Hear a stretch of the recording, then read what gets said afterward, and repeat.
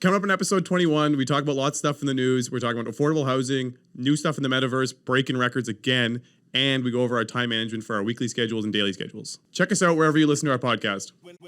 When I was broke, I had rich habits. When I was broke, I had rich habits. All right, we're back. Welcome to Master Keys Podcast. Episode 21. Episode 21, and look at this. Fancy new digs. New studio. Who dis? We leveled We're looking up.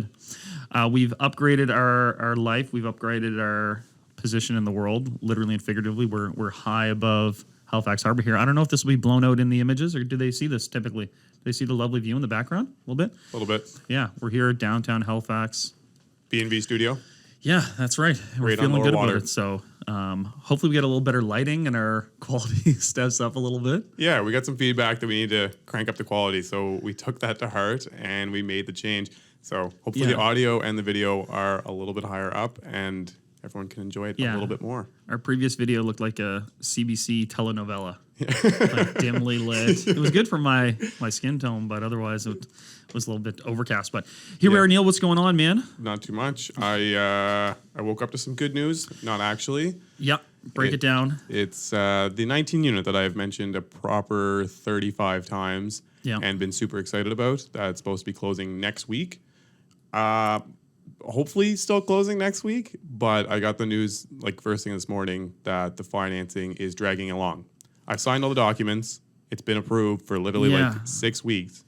And this morning they're like, yeah, about funding on Monday. And I'm like, what do you mean about funding on Monday? And they're like, well, I feel like this is Groundhog Day level stuff because we've been talking about this, man, probably in every second episode. But it's legitimate. This is what happens with these commercial deals all the time. My deal that was supposed to close on the 14th and then was supposed to close on the 26th. Here it is the 2nd, and we're closing today, which Congrats. is exciting. Yeah, That is closing exciting. the refi today and then closing the actual deal tomorrow. But that money is in the trust account with the lawyer, so that is a done deal. So that includes the two refis on the 15 unit and the 12 unit that cleared just over $1 million, of which about $350 just goes right to the closing of this new property, and then I'll have the balance $650, which will go to the first of all, the renovation of the 8 unit, but then also the big project on Portland Street, the 60 unit build. You did 35% down on that? Yes, not by choosing. I mean, this is the thing. Why, like fundamental? you can run the numbers all you want. You can get the appraisal to support the value, but then the bank says, but no one here pays any rent of any significance, so we're not going to loan you 75-25, right? Like they only felt comfortable 65% loan to value, so I had to put 35% down on it. But like we were talking about before we started, there's some advantages to that. Like I just look at that as money that's I'm going to get later, and it's going to be a pleasant surprise, right? So I had to put an extra $100,000 down on it, and it's like, well, that sucks in the moment, but once I'm completed the project and once I'm doing the refi on that, I'm going to get all that back. True. Right? So it's kind of forced savings. It's not lost. It's not Yeah. not extra cost, but it's just in the moment you do have to put the extra cash down. Yeah, would I rather the liquidity now? Absolutely. And it's very fortunate that this is a situation that I'm paying, coming up with the down payment through a refinance of 2 other properties, because if I was just trying to come out of pocket for this or didn't have these refis lined up, Could be catastrophic. oh yeah, the difference between $250,000 down and $350,000 down, 50% more. That's yeah, that's a problem. But that is getting across the finish line, albeit 2 weeks late. But yours, that was 2 weeks late and 2 weeks late. Now it's what are they telling you? Well, so my original date was this coming Monday. Oh, okay. I mean, we had an original date like 3 months ago, but I was like, there's no chance that that's happening. The original date. So we did one extension to today, and that's that when I firmed up on the deal.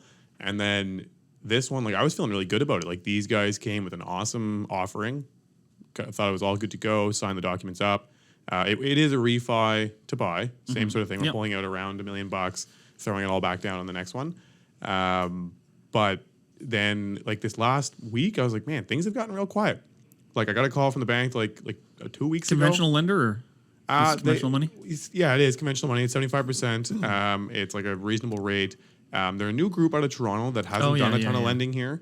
It's actually, I think, like a fund more so than a bank. Yep. And so, yeah, everything was looking great. The bank called me last week and they said, hey, we're just have this bank calling to do a credit check or a bank verification check on your banking.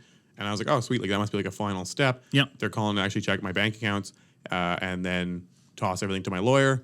Bada boom, bada bing. Come to find out, I guess that's not the final step.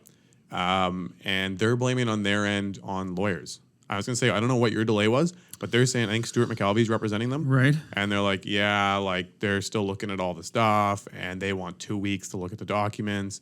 And then it's Christmas. So like realistically it'd be like the first, second week of January. And I'm like, Oh, damn. I'm like, nah, that's a no deal. Okay.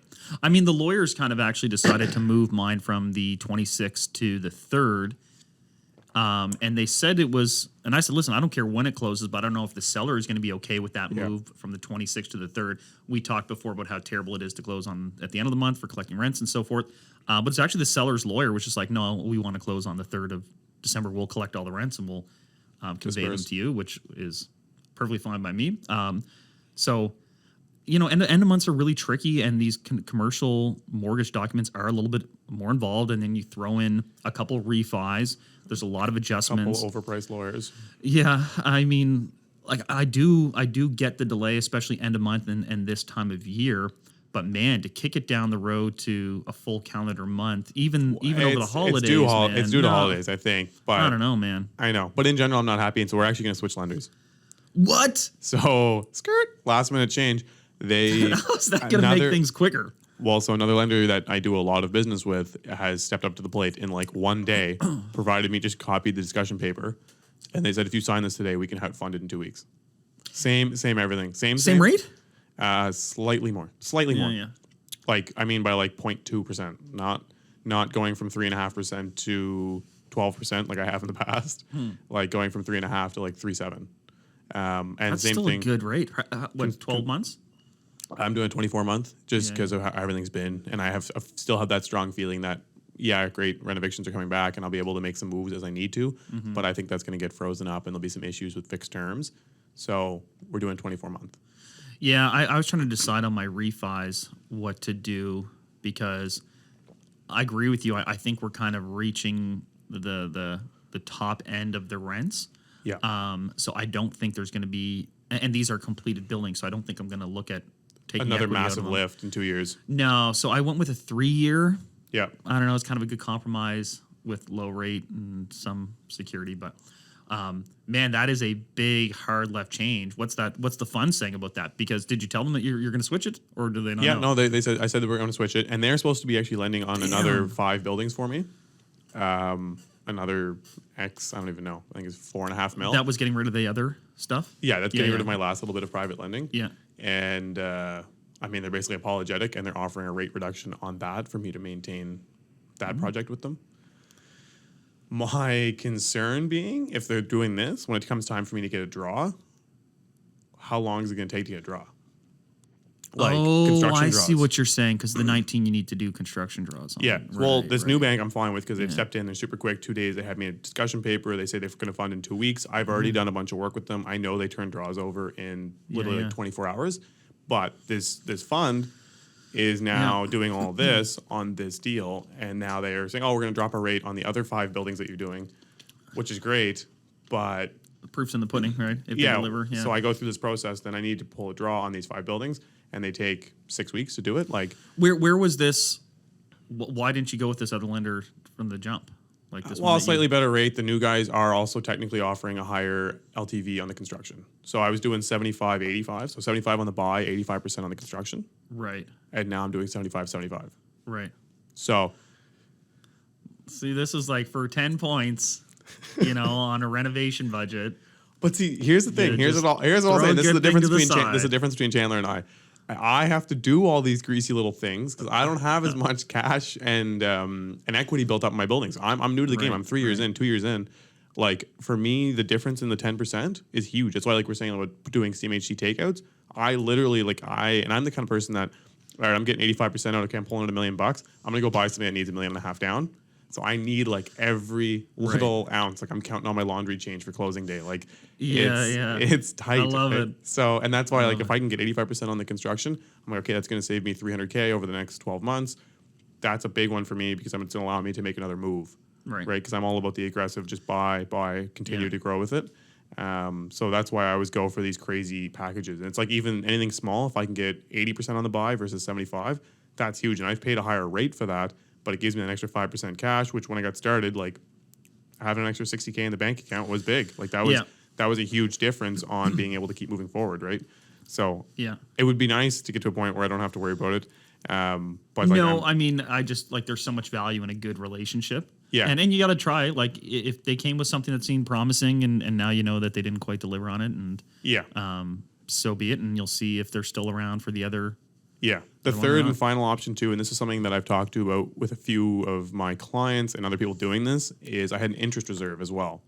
So I don't have to make the monthly payments because, like I've mentioned before, I think right, it just comes out of the total. Yeah, exactly. Yeah. I've been paying these private lenders every month, so that's been coming out of my pocket, which has been unbelievably stressful and just crushing constantly. Right, like 25K a month out of the bank is. Someone was asking me about that, and I was trying to remember what you said. Like when you were getting the private money off the books and replacing with conventional money, was the net change $16,000 a month? Yeah. The difference between a conventional mortgage. That wasn't like the old one was 16,000 and the new one will be like 8,000. So it's a net. No. It was like the old one was 22,000 a month, and then the new one was like 5,800, and then so I was saving money in 16K a month. So it's insane. Like if I sit there and think about the interest, I'll cry. I'll just like, but again, I couldn't have done what I was going to do. No one was going to finance. Okay, come in. You're 20 years old and you don't have any money really on the books. You don't really have any experience or any buildings. You have like, okay, I have 5 units.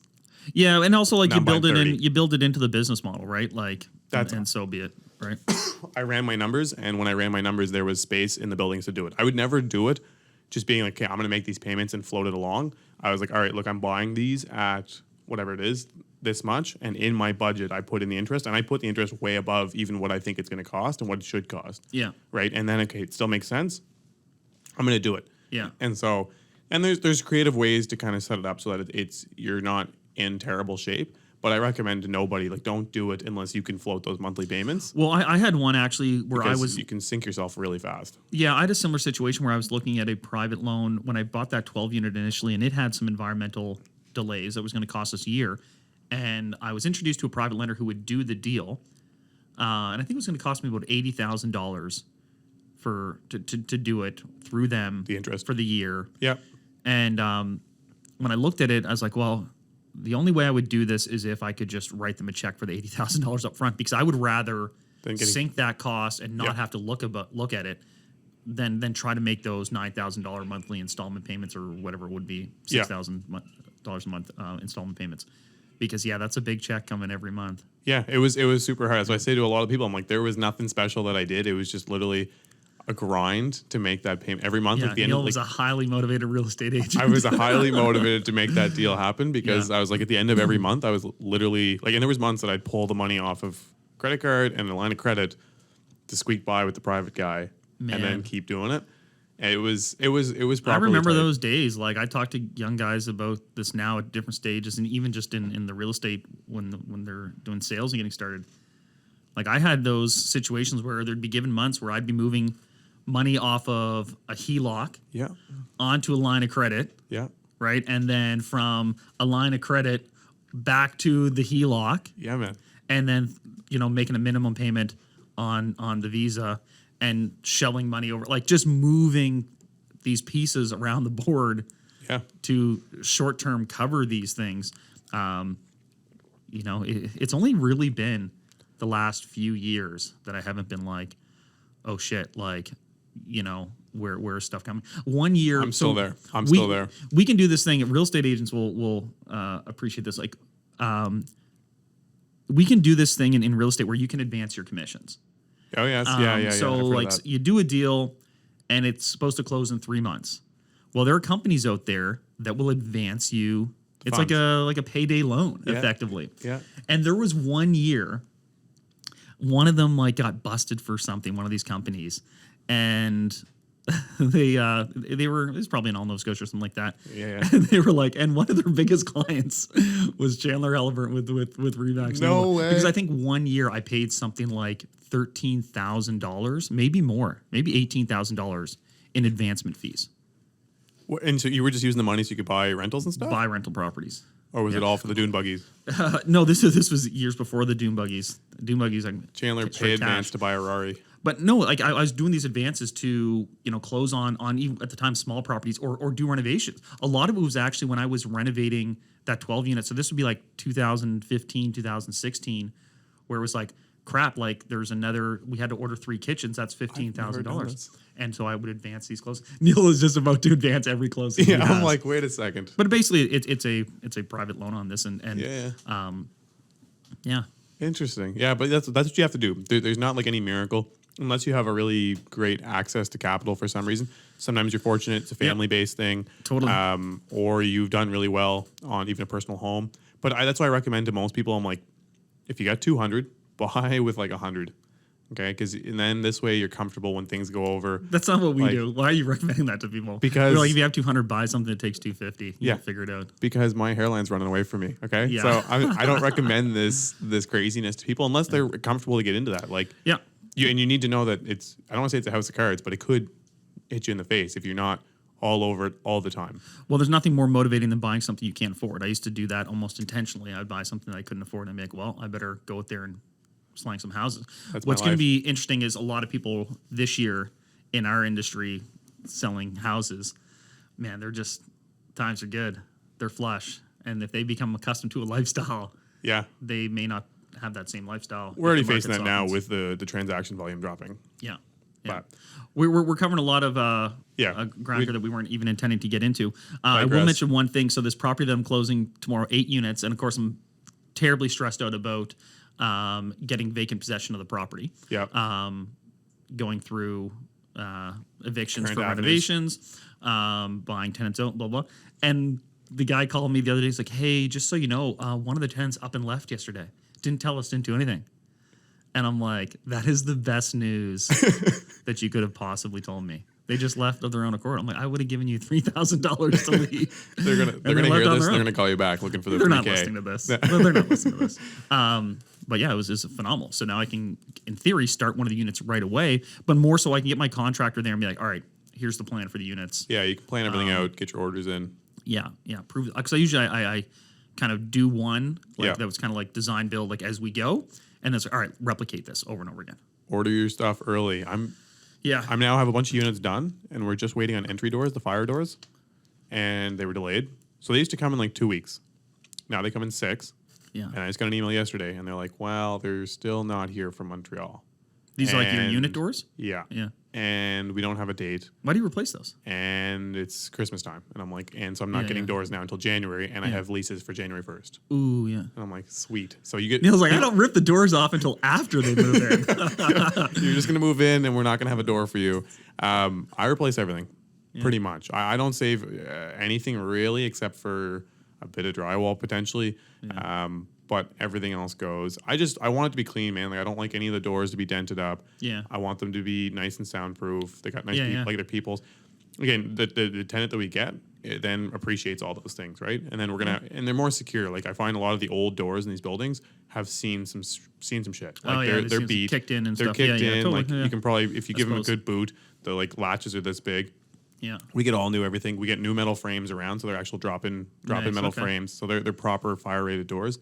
And with cameras and all that, just we're trying to like show that there's a secure building, right? Yeah. But I always do the cameras and buzzers. Sure. Cameras and buzzers. Okay, so we're gonna quickly rip through some news headlines then, just because we got into more detail there than expected. Hopefully that all works out for you. Thank you. So headlines this week. One, let's start here. Hyper local. HRM is building units right now as we speak across the water here. You can almost see it from here. It's a little further north down there on Alderney Drive, which is kind of right in the heart of downtown Dartmouth. They're putting up temporary homes, but they're being really transparent about the fact that those are probably going to be there for at least 3 years. These are like the temporary school units where they're like, oh, there's going to be a temporary classroom, and then 30 years later, the schools your kids are going to the school, and it's like the same units. But they're hoping to have those actually ready by the end of December. Obviously, it's getting cold out there right now, and it's going to house 26 people down there, right on Alderney, right by the ferry, heart of downtown Dartmouth. Which is great. I just really hope that they maintain the space. This is what I find, and I think this is everyone's gripe, is they're going to drop the units off. and they're like, all right, peace. And it's like, what do you like?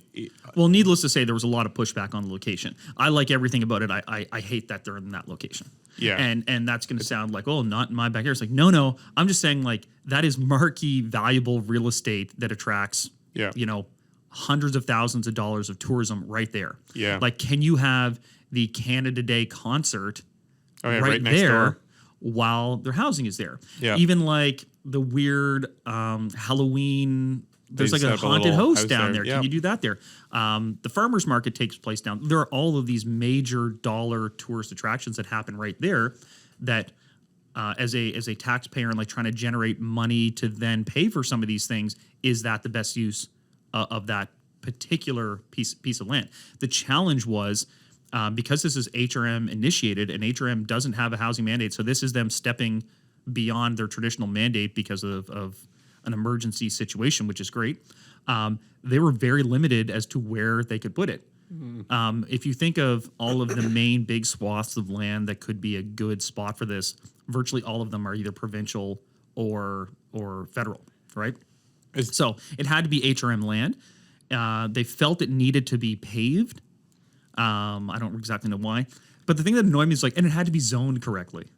It's like, you are the people who handled the zoning. So why did it have to be zoned correctly? I didn't know there was a zoning for temporary housing, period. But it's hard to be convinced that there couldn't have been a better location for it. But that was sort of their argument. I mean, I think of how many like closed down schools there are and vacant properties, but they said they didn't have time to negotiate with the province, and they didn't have time to negotiate with private landowners. I understand the latter. It's really frustrating that the provincial government wouldn't have come to them really aggressively and quickly and been like, hey, here's a vacant school over here. Here's some surplus land over there, and pounded that out. I mean, like, look at Shannon Park. Shannon Park would be a great space, and they could put about 1,000 units. Easily. But Shannon Park's a bit of a flux area, but it's just such an obvious location. Now, why they put it in Alderney is access to transit, access to resources, access to community support, and all these things. So it makes sense logistically. Is it my favorite location? No. Like, I'm not going to... They could have gone down Pleasant Street, too. I feel like there's some lots on Pleasant, and then you have the hospitals there. There's the mental 100%. care facilities. There's a bunch of facilities on Pleasant. I thought about Pleasant Street as well. Woodside Ferry Terminal.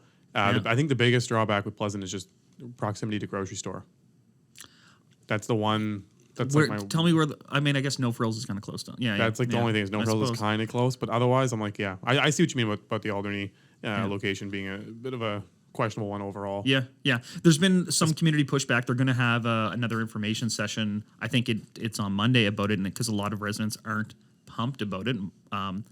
It's one of those things, though. It's an emergency situation. They put it there because they genuinely felt it was the best location.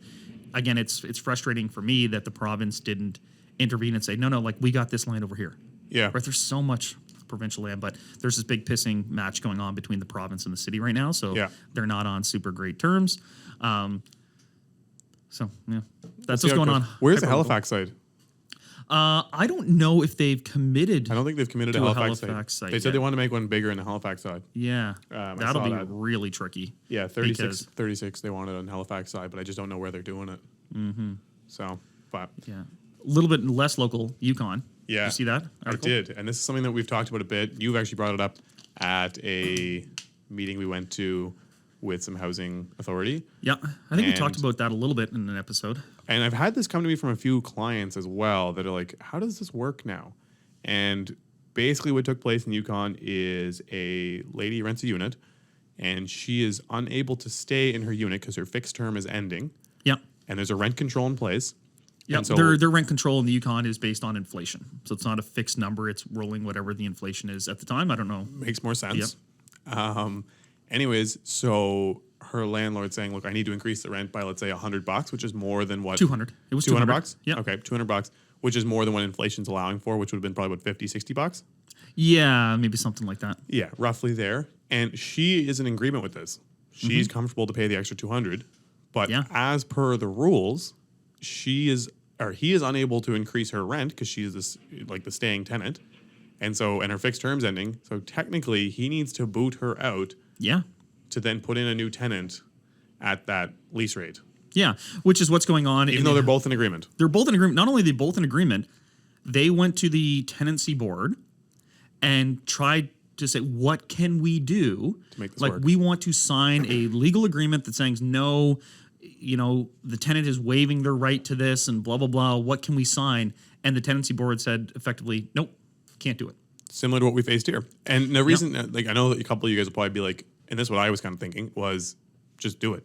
But the problem is, if you have a problem 3 months in, Yep. you're now technically in breach of contract or breach of the actual rules, and someone's going to have to hold the bag on that, which will likely be the landlord. Oh, 100%. Yeah, and it'd be 100% it's the be landlord landlord. who runs the risk there because Yeah. say they just have a falling out, Yeah.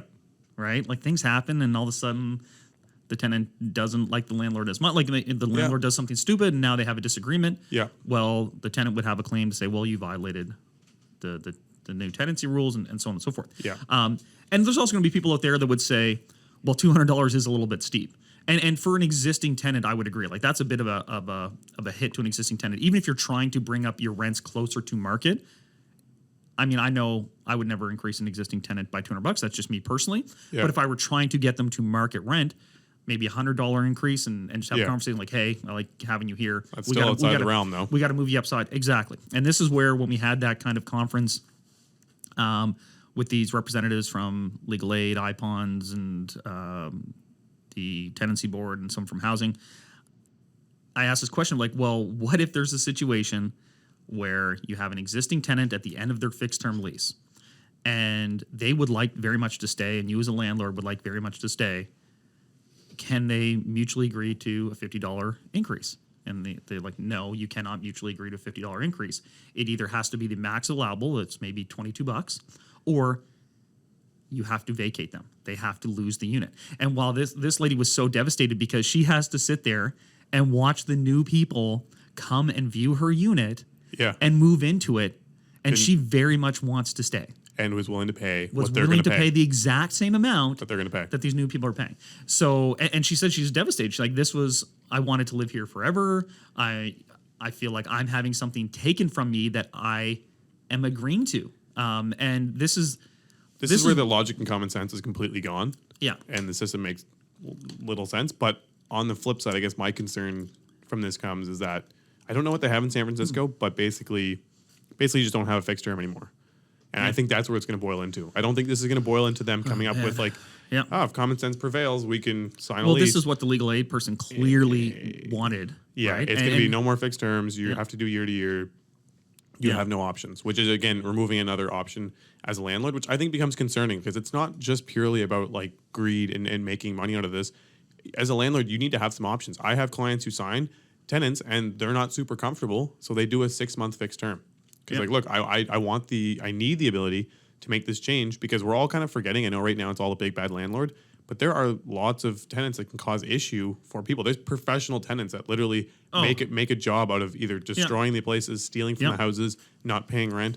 And so if you don't have these things in place, you're really running a lot of risk. And right now we have low vacancy here locally, so it seems like everything's great. But as that starts to tick up, you start to face a lot more of this. So they're going to put all these rules in and kind of take away any strength that a landlord would have or any control a landlord would have. And when things pull back, they're going to be facing this issue of, oh crap, now I'm dealing with poor quality tenants and they're destroying my units. And what am I supposed to do? And that's where you lead into this thing of people pulling doors off and turning the water off and turning Well, it's also the power like off. it's going to get to the point where, and I've had this situation recently where if I know that I'm going to have a lot of difficulty ever getting rid of a tenant, ever raising the rent, ever doing anything with them, even if they're a bad actor, I would rather sit a unit vacant than give someone a quote unquote chance. Like, you know what, I get a good vibe from this person, you know, like they've maybe been through some stuff, maybe their credit rating's not so good, but they've got a good story and I'd love to give them a chance here. No. Not going to happen, right? Like you just can't run that risk anymore. And what was so frustrating about that meeting with the folks there, their answer was like, "Well, we heard about someone getting a $500 increase." I'm like, well, that's not what I'm talking about. I asked you what a $50 increase that both sides very much wanted to accept, and want to agree to, and they sort of said you can't do it. The tenancy board lady just said, it's not in the rules. And I think she was sort of hinting like, I suppose you could do it, but do it at your own risk.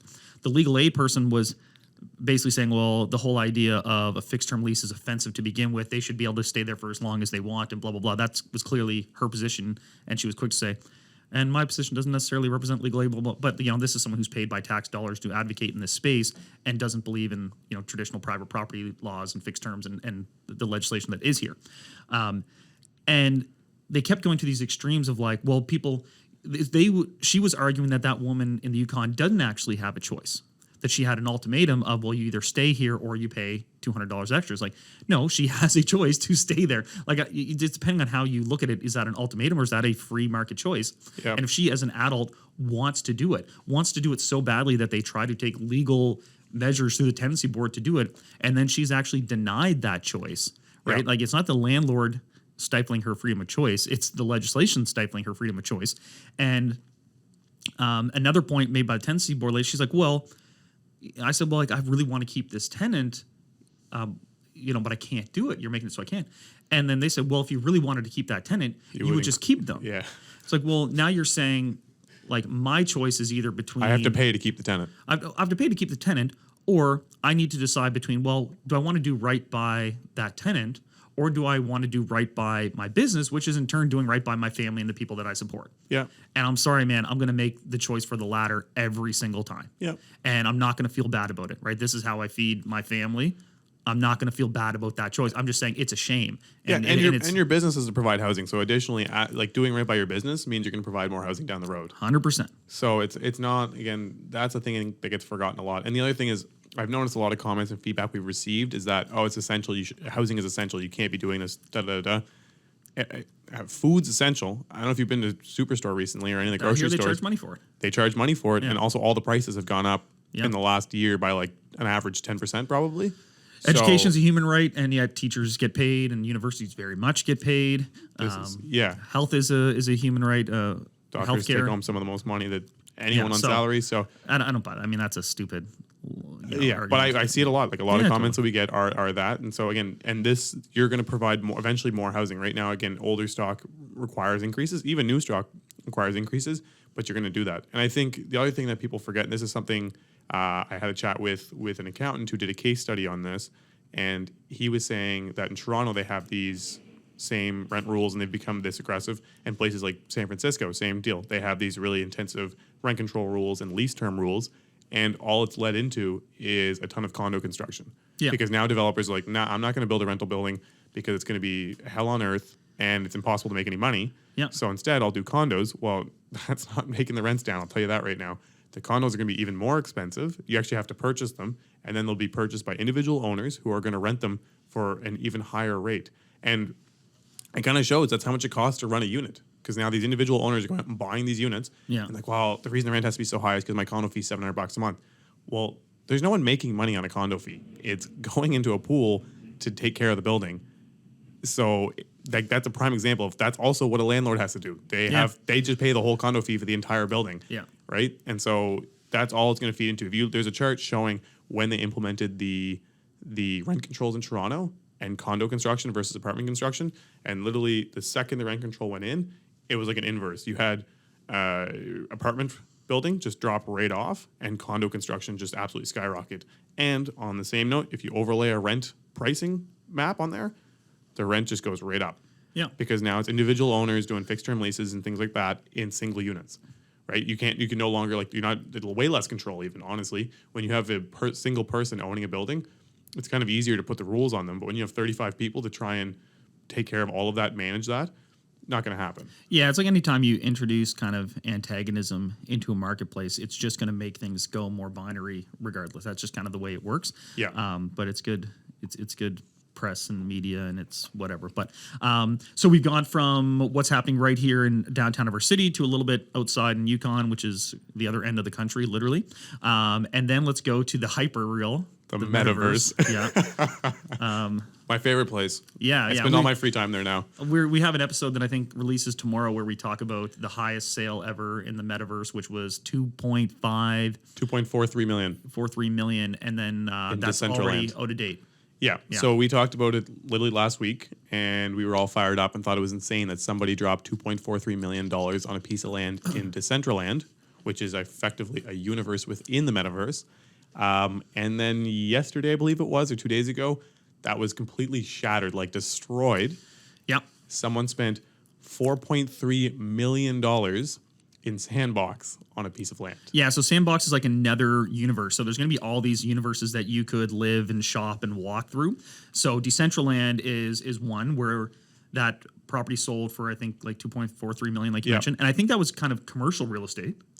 And then this new one in Sandbox, which Sandbox has been around for a little while, but it actually did its official Metaverse launch a couple days ago, end of November. Okay, I didn't even know that. And yeah, so they rolled it out, and I think something like 16,000 people or entities have already purchased. Yeah. In the first 3 days, the cheapest lot that's available right now is just over, I think it's like 15 grand US or something like that. Yeah, Tanner and I were looking at them. Yeah, but this one that sold was more of like a development plot. Exactly. This is a development site, and it actually sold to a virtual developer. Yeah, Republic Realm. I think Republic Realm, exactly, and they bought it from Atari. I know. Like, so Atari like went like this, and then they were like down, like presumably almost out of business, and now they're back. Now they're flipping virtual plots. Yeah. So, and I just to go back into your thing about the metaverse, I think I had a couple people that I was chatting with about it. To explain it, the metaverse is not one specific like location or universe or anything like that. It's basically like saying Internet 3.0. I think we talked about it a bit last time, but again, to re-emphasize, within the metaverse, you're going to have different, we'll say different universes, different lands. So like Decentraland, Sandbox, there's going to be tons of them. Technically, like companies can develop them and make it their space. There's not going to be one set place. It's not like you're going to enter the metaverse and it's that one single space that we all share. If you view it kind of as the metaverse is an idea, it's effectively your gaming system. Yeah. And you can put various games in there. You can go over to Sandbox. You can go to Decentraland. It's a universe. There's a bunch of planets. Yeah. There's a bunch of different basically spaces that you can utilize, right? So yeah, anyways, Republic Realm, the virtual developer, bought this parcel from Atari for $4.3 million. They already own 2,500 plots. And what they're intending to do is with this land is they'll hire, or what they do with their land is they hire architects, virtual architects that create and design buildings. And then they're actually going to hire a virtual developer to then go ahead and build the building. It is eerily similar to what happens in the real world. Commercial space. Yeah, it's eerily similar, exactly. And so same thing, and the developers are buying the biggest parcels. It's already happening like that. So if you picture Sandbox as a province or state, right? Because it is finite. This is the question. We were talking about this a little bit before we started here. It's like, well, couldn't they just build more? It's like, yeah, but each little universe, each little meta space is finite. It's only so big. And, so it gets developed and people buy a big chunk of land over here and say, all right, we got to, rip a virtual road through here and divide up these lots and build these spaces and so on. It's the exact same as what happens in the real world. And we talked about last time why it's finite. We explained how that works, but I kind of botched the NFT description. I'm going to try and do a little bit better job this time. But basically, the items or the plots of land are assigned to a token, and that token is what then defines it, and that's how it's managed as, okay, this is the one. Because let's say it's token 123, that's assigned to the parcel of land, then that's what's being traded, and that's what defines it as a single item. So it can't be replicated because you only have one token of 123, and no one else can go out and utilize that to create it. So even if you made the exact same parcel of land and it looked the same and all those things, it's not assigned to token 123, right? So you just can't. Right. And why that's important is because eventually the creators of these spaces, the whole idea of it being decentralized is that effectively there's no center government. There's no, like, it is it's almost like, gosh, I don't know. I picture it as like some big bacterial or organic, like decentralized autonomous organization, I think it's called. Well, I think of it as like an organism. It's a living organism but it's a sum of all of its parts. So there's going to be no like rule person being like, no, that's so-and-so's land over there. Like it has to be. They're talking about putting that in though. And that's part of what Meta, aka Facebook. Well, Facebook's going to be like the Big Brother version. Facebook wants to be the big brother of all this. And that's what, if you guys have watched Mark Zuckerberg's 1 hour talk of the metaverse, he slides it in there a few times that everything's great, but there's no governing body and there's no real rules. And Facebook, don't worry, I'll do it. Thanks, Mark. Yeah. And as Mark as his eyes roll around, he goes, we're going to handle this. Facebook wants to be the one that helps define these things, They've got a great track record. which is super sketchy. The Yeah. fact that it's going to be, and that's again, they were clever. Like they call themselves Meta, so people assume the metaverse is Facebook. Like they've already done that. Facebook and the Meta, like they're not. Facebook is one of the big developers in there and like creating products and things that you can do within the metaverse. But it's like saying Google is the internet. It's like how saying like everyone calls it a Kleenex, but Kleenex is a company. Yeah. Right? Like those are facial tissues, my friend. Yeah, And, like, I remember I thought like rollerblades were just what you call those things. Like, no, that's the company. Like it's a very smart ploy because as this becomes more mainstream adopted, people go with like the one they know. And Facebook has been collecting all this data for so long. Yeah.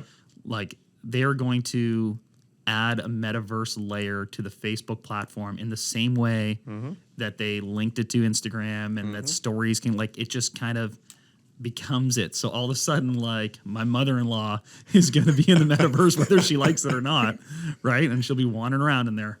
Like we'll just do it. They won't even ask. It'll be like how they put the U2 album on your cell phone years ago. Like they won't ask your permission. Facebook will just be like, "You're in the metaverse now." I like how over this last week you've become more of a believer of the metaverse. Last week you were like, "Hell no, I'll never put the headset on. You'll never get me." I'm never going in there. I'm not going Like, in there. see, I'm not putting on the headset. you're putting on the headset. No. You're It's gonna- weird. You're gonna do showings. We talked about this. Oh, I will do showings. In the Do you have a metaverse. showing today? You gotta go to Hammond's Plains. It's gonna take 40 minutes. Yeah. You can just slip on the headset. It'd take you 10 minutes. Not even. Yeah. I mean, I 1 think that's minute. more virtual reality and stuff like that. But our clock actually isn't running, so I have no idea how we're doing for time here. But which is ironic. Because we want to talk about time management today. Yeah. Yeah, so we want to talk a little bit about time management because, again, I think both of us have gotten the question a lot from people like, how in the world do you guys swing all of these things? So I've got it broken out with the kind of, we want to talk about our day-to-days, weekly planning, and then I don't know if you do monthly planning and then additionally yearly planning. So right off the hop, I'll start with day-to-day. I'll explain my day-to-day and just kind of give people a breakdown on it. I think I want to know this. mine's a little different than I think what a lot of people assume. Everyone's like, on Instagram, it's like, yo, CEO, like you got to be up 4 a.m. on the grind. What time do you butter your avocado toast in the morning? So no breakfast. That actually saves time. I don't have breakfast either. Yeah, I think it's a time saver, and it's also just with this lifestyle, if you're eating that much food, it catches up to you. But no, I typically start my day at 8. It ranges, but for me, I am anal about getting my 8 hours of sleep. So if for some reason I'm at a client event or I had a rough night, I will sleep in until 9 or 10. And I find that really, really important because I don't think I can function properly. I know, and I don't, to put that in perspective, I don't use any caffeine or any other supplements. And so like, because I found that, okay, I I don't can drink sleep. coffee either. That's weird. I found if I slept like less than 8 hours, I found myself a little groggy, and then I would try and use coffee to supplement and continue through the day. But I found that my productivity was there, but my ability to do high level thinking struggled. So that was my biggest thing. And so I found that actually in university, and it basically became my regimen. Like 8 hours no matter what. And so that typically works out to me ending my night around midnight and then getting back up around 8. Once I'm up, I don't typically get on the road for about an hour or two. 2 reasons. I absolutely detest traffic. Like sitting in traffic makes me so mad. So I'll usually start my day where I have a fair number of emails, texts, and phone calls to make. So I'll get those done either sitting in the kitchen, or even sometimes I'm sitting in my room and I'll just be like blasting them off. And then usually I don't set my first appointment, my in-person meeting appointment, until 10. So I'll usually leave the house around 9:45 sort of thing to get to that. And then I'll start going through it. I've gotten better in time now. I used to stack a lot of appointments throughout the day. I'm starting to kind of spread them out a little bit more because what was happening when I first started was I'd have appointments from like 9 until 8 p.m. and I'd never touch a computer in that time because I physically couldn't. Right. And then I'd spend from 8 till midnight on paperwork. Right. So now I'm trying to spread things out a little bit more and do a little bit more forward planning. And so I'll usually have a few appointments. I'll try and leave open a lunch break because I wasn't eating lunch for a long time either. I was getting home at 8, not having had any food. Man, that's what kills you about this job, man. Yeah, It kills, right. yeah. So, and I'm trying to avoid stopping in at a fast food place or something like that. I don't avoid that. So then I would get those few appointments done, spend some time. I also want to get to the office. I mean, there's a team at the office. I want to make sure everyone's getting through their stuff. They probably have questions for me, so I can get in for at least a couple hours, get a few things done there, And then same thing in the afternoon. Usually I plan a few in the early afternoon and try and cut it off pre-4. And then if I need to, do something again at like 6 or 7. Because again, that traffic hour around 4, it just makes everything that shouldn't take long take forever. Like, for example, yesterday I had a showing after 4:30 or something. And to get from here to there took 40 minutes when it should have only taken me like 12 to 15. And so I spent an extra 30 minutes sitting in traffic, which is super valuable time that I can't really be doing anything. And like, texting and driving, shouldn't be doing it, ends up happening a bit because you're just like, I'm there for so long, the phone's buzzing away. It's, you know what I mean? And it's just, that ends up forcing it. Once I get home, I usually then, I'll have obviously my dinner, gym. I try and always get the gym in there. But typically I'll do the work first and then gym last. So I'll do a bit of work, close out whatever I need to close out, and then I'll go to the gym around 9, 10 o'clock, hit that, and then I call that my night typically. I don't usually do much after that. I'll respond to some text messages, but that time from 10 till midnight, I try to make that my personal time. I wasn't getting that for a long time, and now I'm making a big effort to try and recapture that, because what I was realizing is not only do I need that personal time to decompress and relax, it also was the time for me to think about forward thinking, where I want to grow the businesses. I found if I didn't give myself that time, I got into this relentless cycle of like, okay, now I'm just crushing out deals all day. And I never thought about like, okay, what's the next step? Right? Like, okay, now I want to go buy a building, but I never had that opportunity. Stuck in the conveyor belt. Even to start this, like I never had the opportunity to spend the time to think about this until I started implementing. Okay, I got 2 hours a day there. That's free time for me to think. Well, I think adding all this, in terms of my daily schedule, it varies. Also, if I'm in like a growth mode or if I'm in a cool down mode, because I genuinely do that throughout the course of the year, and just for my own kind of mental health and my energy level. Anytime I'm in ramp up mode, and I think that's what probably people would be most curious about. When I'm in ramp up mode, I go to waking up early. That's my go-to. If you want to solve 90% of the problems in your business, wake up earlier, and you'll be shocked how much it can improve. So when I'm trying to ramp up, I kind of shift my morning wake up from, 7:30 with the kids, because I got to get them up, do the stuff, and get them to school and all that, to 6:15. And so if I'm in a growth mode, I'll wake up at 6:15. How long are you sleeping for? It's got to be 8 hours. I'm the same way, right? Like, so in bed, 10:15, 10:30. I fall asleep right away. I'm very fortunate that way. I know some people toss and turn. Man, I hit the pillow, I'm done. I'm a tosser. Oh, man.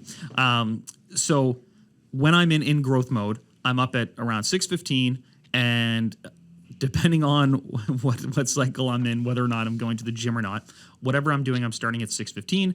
If it's work focused, then I just do that at that time for a couple of reasons. One, I just find I'm hyper focused. There's no distractions. There's no incoming messages. There's no incoming alerts. There's no kids around. There's nothing on TV. The wife's not up. Like, that is prime time. Like, what you can do in those 45 minutes to an hour are incredible. Like, the difference. It's like 3 hours during the daytime. Yeah. And the beauty of it too is whatever outgoing messages you send and whatever work you do, you aren't going to hear back from it for about 3 to 4 hours.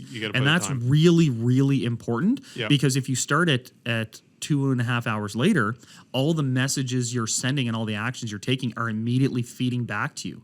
So you're kind of not getting lost, because now people are awake. Like, when they're starting their day, you're the first thing at the top of their box. But like it's once you get stuck in kind of getting the feedback on it, like you're not able to progress through all of your work tasks. So if I'm having an optimal morning, maybe I get up at 6:15, I hammer through all of my morning stuff in the first hour. That takes me to 7:15, and it's amazing how then I'm up and alert and in full, hyperactivity mode, as opposed to like 7:30 stumbling out of bed, having to do the whole kid thing, and then having to send those messages out at 9:15, and immediately I'm getting inundated with all the responses, as opposed to when I'm up early, I get all that stuff done, and then I have kind of an hour and a half window to get the kids out the door and do that stuff, and I'm primed for when those questions start coming back in.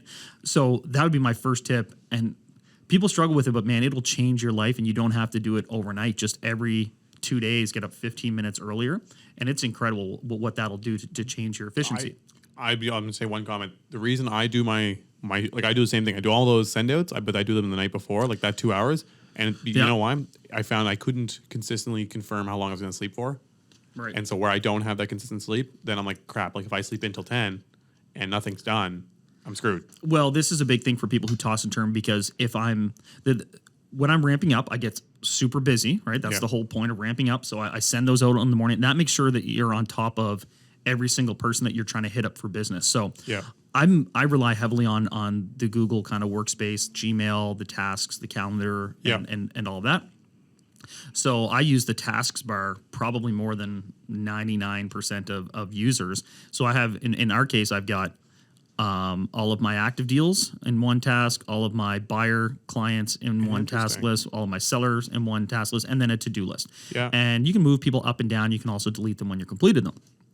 So these are people you need to touch through the day. And you wake up every morning, it's so easy to touch those people. Yeah, Whereas yeah. if you're just starting your day around 9 o'clock and then you start getting in this feedback loop of people asking questions, It's hard to keep up. you go 2 to 3 days without touching those people, and all of a Yeah. sudden that warm lead has turned cold. So I work through the task list, and then I work through the calendar, and I've increasingly relied on that calendar more heavily to I live schedule by things. calendar. Yeah, I mean, look at the fact that you and I are like, oh, we don't have any time at all, and yet we carve out 2 hours here to do this. Yeah. It's because two things: one, we calendar it, and two, I'm a big believer in accountability. So when I'm getting up in the morning there, in addition to sending out to, my contacts, my leads, my business, I'm also reaching out to any accountability partners, which include staff admin, right? Like I get my list out to my assistants in the morning so that when they start their day, boom, it's right there. Yeah. I don't have to, that's another 15 half-hour conversation that I need to have some point in my morning with each one of them. Yeah. If I don't get it out until 9 o'clock, but by getting it out before 7 a.m., Yeah. boom, they wake up and they're into their workflow. They know what's on their agenda for the day. Yeah. But I'm huge on accountability, which is why you and I do so well. We've gotten more accomplished in this. This is an idea that both of us had independently for how long, right? A long time. And Years. just took having one other person Say, yeah, let's to get do it. engaged with it. After that, with the calendar, you have to treat these appointments with respect. And it took me a long time to do this, because I would make these appointments in the calendar and then I'd break them, because I'm only accountable to myself. So I'm I put something in lead prospecting Friday Yeah. at 11 a.m. And then someone says, hey, listen, I need to do a home inspection Friday at 10. I'm like, I'm there. And so the lead prospecting goes out. You have to be accountable to yourself, but the reality is that's very difficult. So by That setting is up partners, very, very difficult when you're running a business and you have clients that you have to be. That's something that I struggle with, is exactly the same. I have my things that are personal in there, like lead prospecting or doing things for the business. And then someone says, I have an inspection on that time. And I'm like, I'll be there. exactly. So it becomes different when you build these accountable relationships in your life, be it to your assistants. If you book a team meeting, You got to be that's there. other people that are accountable. You and I book this podcast. I'm accountable to you. I'm accountable to the other folks here. Yeah. I will be here. Yeah. Even with my wife, because one of the challenges is having a relationship when you're working 60 hours a week. Yeah. And so we have a standing appointment for lunch every Wednesday at noon. And so I don't miss it. Yeah. Right. And then once you can actually start building these things, and it's like having a gym accountability partner. If you want to go to the gym 3 times a week, get an accountability partner. You'll be there 3 times a week, and you'll push each other to get there earlier. Yeah. Right? It's hard to wake up yourself, but man, if someone else is relying on you being there, you will wake up at that time. That's the one main benefit of a personal trainer. But then I've gotten a little bit better at appointment stacking. It's okay, Yeah. well, if I know that Wednesday from 12 until 2, I've got a standing appointment, right? Even if it's just lunch. Yeah. Then I know, okay, that's a standing appointment also maybe to pick up my kids and do something with them after school. It's easy to stretch and stack those appointments once you start committing to the blocking and sticking with it. So those are the tools that I've used to kind of start balancing. And it's a constant struggle, which is why I mentioned you're fairly advanced. I think getting started with it, the number one thing, if you're not using a calendar right now, you Oh my have God. to be using a calendar. That's the Yeah. most basic level, getting into using a calendar. The Yeah. task list, I end up putting a lot of things into my calendar because I don't like having to go through multiple areas. So I'll put a lot of things in my calendar that I just mark at the end of the day. Yep. And you can put on little notifications on there and I'll have them in there. This way it's all one place for me to look. I can see what I have to do and it's still within the same window versus I don't like having to jump through apps. For the team, I've now started using Monday.com. I remember you mentioned this. I haven't had a chance to look into it, but there's some great technology out there. You just have to find the one that works for you. I just know I'm always in front of the computer. I'm always logged in at my Gmail. So the expansion of Gmail to have all these things has been really valuable, and the shareability of sharing it with my assistant. So now my assistants kind of generate a lot of my calendar, and they input that, and then so that helps with it also. But last item, and then I agree with what you said.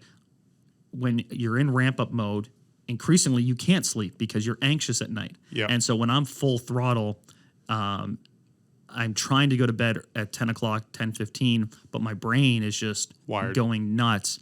So what I start to do is I spend a half hour at night sending something out, right, to whomever. And then between that and ease then yourself, because you feel like you've got a few things accomplished, you can be able to relax a little bit. Because increasingly I was taking my cell phone and like doing all my stuff from the bed at night, and that's not really a good situation. So I would open up the laptop right before bed, hammer through a couple things, restful sleep, and get back at her. That's important. I would say the phone is a dangerous one because it ends up being, there's, for me, I find the social media and things on there. So I'll get a few emails out. And then I'm like, I'll take a quick browse before I go to bed. But there's nothing to browse. There's nothing to browse at 6:15. This is the best thing. This is why there's no secret to it, man. No like, got any stories. If you were trying a ramp up phase, get up earlier, and it's unbeatable for the difference it makes. I agree. I'm still a proponent of like I don't think it's ever required because I've never done it before, and I've had what I've done. I do agree. I have done the times where I get up early in the morning, and it is a beautiful time to like get a bunch of work done because it's quiet. And you can get ahead of the day. Again, I'm just speaking to the people I would say that struggle with tossing and turning. It can be a big struggle because if you're sleepy all day, I find myself like I'll finish something and then I space for like 2 minutes, or like I'm not doing things as fast as I should be. Like when I'm in good place, I can type out an email in a minute. Versus if I'm kind of spacey, it might take me 3 or 4 minutes to come up with what to say, or I might drop the ball on a few different things. Right? So my obsession is with like hitting things perfectly on the head, which is not necessarily the best way of doing things, but it's kind of how I've run things up until now. But yeah, so I agree with you on that. But I also like the end of day one because a lot of people aren't doing things at that point either. Like a lot of people are checked out. You're not going to hear back from them, so you can get everything out. And it's the same thing for me. It's when they start their day, you're at the top of their inbox. Yeah. And again, it depends on what phase of the business you're in. Like if you're in a hyper growth phase, because like I'm not doing that currently because it's this time of year and I needed a little bit of break from that stuff. And I wanted to pivot my attention to some other things for a short period of time. But I know myself, and you know this industry, you're back to zero January 1st. Yeah. And so if I get that itch, January 5th, I'll come back and I'll be like, I'm up in the morning. Who wants to meet at the office at 6:30, right? Prepare your inbox for 6 a.m. emails from Chandler. Totally. All right, we should probably wrap it up in the interest of time, unless you got one more parting piece of wisdom. No, I think we'll do another one where we talk about kind of yearly planning. That's a really big one that I'm obsessed with, is kind of forward planning. I find it's easy to let go of that. And when you have objectives and things that you want, you really need to start thinking about them. And I mean, there's lots of ways of doing that, whether it be a vision board or other items like that. But I think formalizing with actual set targets on what you want to achieve is really, really important. I don't necessarily even write it down, but I make a mental note of it and I'll think about it constantly. And then I remember like, okay, it's 6 months into the year. And I told myself that by the end of the year, I need to be doing this. And it doesn't have to be a set item, but it can be, okay, I said I was going to stop doing X. And so it's just constantly thinking about those things. And then also even like the progression of, okay, by the time I'm 25, 30, like I have my 5-year and 10-year goals. We touched on it earlier before. But I think going over it a little bit more in depth is really important, because I think you do the same where you have certain objectives, but I find a struggle for a lot of people is sometimes they get lost or they seem so far out that it doesn't seem relevant. And they don't make it fixed and defined if you keep thinking about it and keep forcing it into your head, eventually it'll actually start to impact how you operate. And it's funny how you kind of manifest these things by doing that. Yeah, and it's a perfect time to look at all that stuff, the time of year. Everyone's thinking about January 1st, and if you want 2022 to be things are a little cooler right now too. Likely have some free time off. Yeah. So you can spend some time planning your next year and maybe even a little further into the future. But look at this. We've been doing this for 6 months now? Not even 6 months. But yeah, 4. And one of our goals was to come into a better space like this and kind of step things up a little bit. So hope there's going to be a lot of exciting things now for the Master Keys team. And let us know what you think of the new stuff, the new quality. If it sounds better and we look better.